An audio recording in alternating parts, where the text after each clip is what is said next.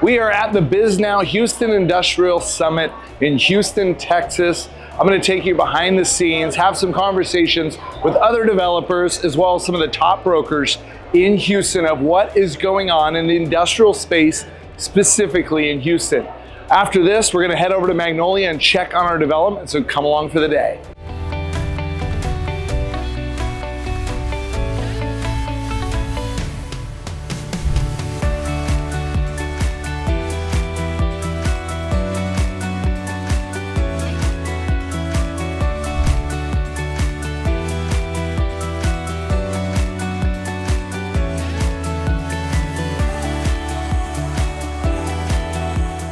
A lot of the easy sites are gone, so there's sort of a self-selecting element to the challenges that you run into because the low fruit's off the tree.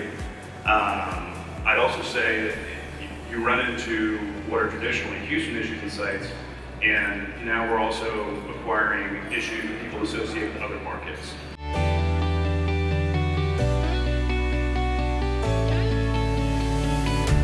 For the most part, those municipalities that have set up the zoning, it's very specific because the rest of the Houston is set up to have zero zoning, so they want to control the development, they want to control the path, what's being developed there, and their mindset of what the needs of the city are in terms of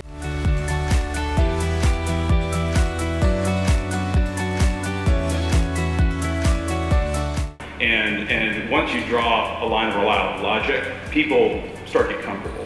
I think also you look at these sites that are more peripheral and you talk about follow-on supply.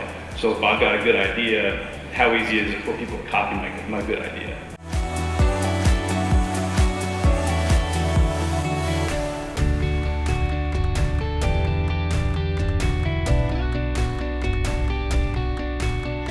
All right, we just got done with a panel for the Foundation of Feasibility Study on Development in Houston. It was a great panel, a lot of experts, engineers, other developers. They were discussing all sorts of topics. I'm so glad I came to the event. Some of the topics that really hit home were that FEMA is coming out with new floodplain maps in Houston. Most of Houston is a flood area, but these maps are going to be implemented in 18 to 24 months. No one really knows, but it will impact and most likely slow down permits. It's a similar issue that we had with TxDOT on our Magnolia project. The delays were up to 6 months strictly because of drainage. So we have extended our permit timeline on all future projects. But a lot of other things that the developers are seeing is all the low-hanging fruit. The easy development sites are gone. Competition is increasing. So if you're able to get over hurdles of development, floodplains, things like that, you're going to be able to still find some deals. They're just going to be harder to find and possibly take longer and more hurdles. The other thing is some of these developers are really building rapport with their sellers, and they're getting 12 months to close so that they're doing most of the permit process during escrow. We've made a few offers like this, have been a little bit denied. Right now we have offers out for 6 months, meaning for the first 2 months we're going to do due diligence, then we're going to submit for permits. So we're really going to structure our offers as best we can and maybe build more rapport with sellers, something we're going to do in the future. So looking forward to the next panel here in 10 minutes.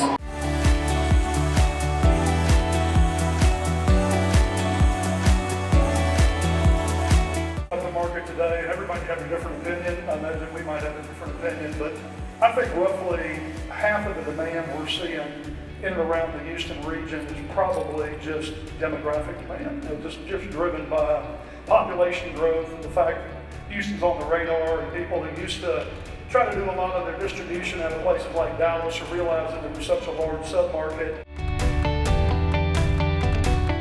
And the key efficiencies that we're really delivering, I mentioned earlier that we advocate, the Port of Houston is the advocate for the ship channel, so we are always looking how to make things more efficient and more safe.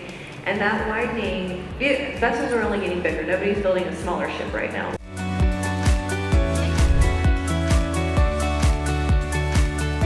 All right, we just got done with a port panel basically discussing all the industrial buildings and land around the Port of Houston, one of the busiest ports in the country.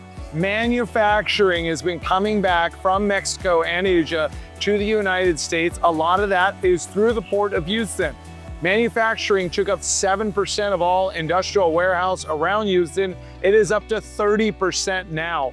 Another factor is cold storage is now increasing in demand as well. So a lot, even though the port, we don't buy industrial near the port, it trickles up. All the e-commerce coming in from shipping.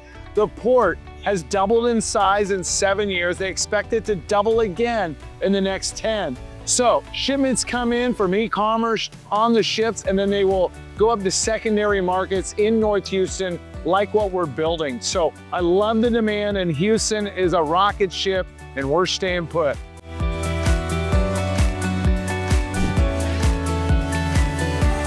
A lot of different demand, but a lot of people wanting to buy the whole shell is what we're doing right now. We're doing a lot of sales rather than lease up. The demand's high around the Woodlands area where we build. But what are you guys seeing out there as far as tenant demand for either lease or sell for square footage? When you say flex, you mean something with a high parking ratio? Yeah, I mean, Small office or warehouse? yeah, office warehouse. We do build a suite, but so we don't build anything out until the tenant is under contract to buy. We're mostly selling right now. But what kind of square footage size are you guys seeing demand for? Probably in that 15 to 25 is really popular. And I know the smaller it gets, the harder it is on your coverage. So obviously the smaller ones are always popular, but those are hard to get to. But that size range, I see a lot of activity.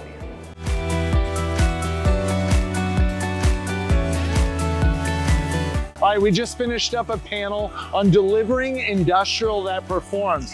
A lot of these speakers have a lot of square footage and a lot of experience in the area. Even though we're new, we are hitting it right on the head.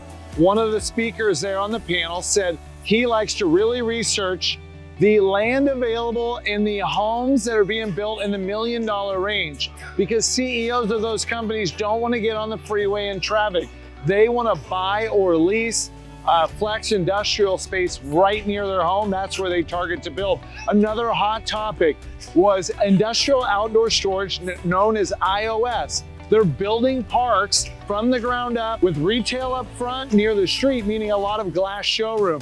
The middle buildings there will be more like flex, what we developed, and in the back they're adding buildings, but not building on all the land, and they're including industrial outdoor storage to get more clients and tenants to sign longer leases. So you gotta really diversify, and we know we are building the right parks, and I'm excited to continue our development in Houston. Overall, this Bisnow Industrial Summit has been amazing. I'm so glad I attended.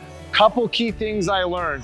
There are big players and there are small players. We are in a great niche of developing from 30,000 to 100,000 square foot. We're gonna leave all the bigger stuff to the Amazon builders and the big brokers and hedge funds out there. We love our niche. Houston is one of the top markets in the country. People 2 years ago asked me why Houston. It's because we used to flip homes here. But now we're spending so much time on the research. Houston accounted for 25% of the lease-ups in industrial space throughout the country. So Dallas is the #1 market. Houston is #2. So when people ask, what other markets are you looking at? None. We are only looking at Houston. We're gonna develop and buy up as much as we can in the next 3 to 5 years. So come along if you're looking for stable investments.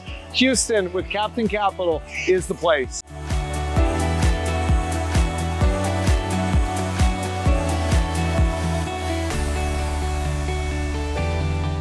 So now I'm like, I got a couple things where I'm like, how do I mean, I'm not the broker, but how do I put a better email together? You know, like, I mean, I trust Bo, he's really good at what he does, but I'm like, part of my strength is our story of what we're developing, and you know what I mean? So it's weird, some of these sellers, it's up for sale, we negotiate, and we're like, yeah, we'll sign, we'll give you that, okay, go. And then they ghost us. Yeah. And Bo's like, I haven't heard from him in 6 weeks. I'm like, I want that deal. I wonder if you'd have an interest in, we have a 5 acre parcel. Okay. That is on 2978. Yep. just south of where you're at. Okay. It's between Plant 78 and then Standalone Road. Okay. So I had bought it, intending for it to be phase 4 Yep. of our Creekside Business Park. Have you seen our Creekside Business Park? Not yet, but now I want to check it out. Do you ever drive the market? I do, but I just drive it once a month, and I'm kind of driving land that we're Do looking you ever at. see the buildings with the green doors? Yes. That's me. Yes. Oh, cool. That's me. Very cool. Yeah. All right, that is a wrap on the Bisnow Houston Industrial Summit in Houston, Texas in the Galleria. I learned a lot, but I also made some great connections, as well as I realized that we are in the right spot in Houston, Texas. That makes me super excited. I was looking at some DFW options. The Carolinas are good. All of that is good, but Houston is the place to be for industrial. So now I'm not gonna be looking at any other markets. It's just to solidify the growth.